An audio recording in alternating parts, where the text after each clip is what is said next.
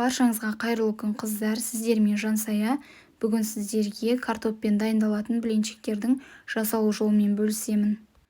Ең алдымен жұмыртқамызды жарып, оның үстіне сүтімізді құйып, барлығын біркелкі болғанша араластырамыз. Осы кезде ұнымызды алдын ала електен өткізіп дайындап алатын боламыз. Ұнымызды қосып, барлығын араластырамыз. Қыздар, егер менің парақшама тіркелмеген болсаңыздар, міндетті түрде тіркеліп алыңыздар. Енді алдын ала картопты үккіштен өткізіп дайындайтын боламыз. Оны салып, біркелкі етіп араластырамыз. Дәміне қарай тұзды және де укроп, чеснокты салып, біркелкі етіп араластырып шығамыз. Енді табамызды қыздырып, блинчиктарымызды пісіріп алатын боламыз.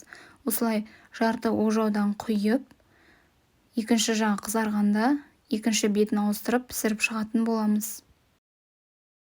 Қыздар, міндетті түрде осы рецепт бойынша дайындап көріңіздер, өте дәмді әрі ерекше болып шықты. Сіздермен болған Жансая ас болсын.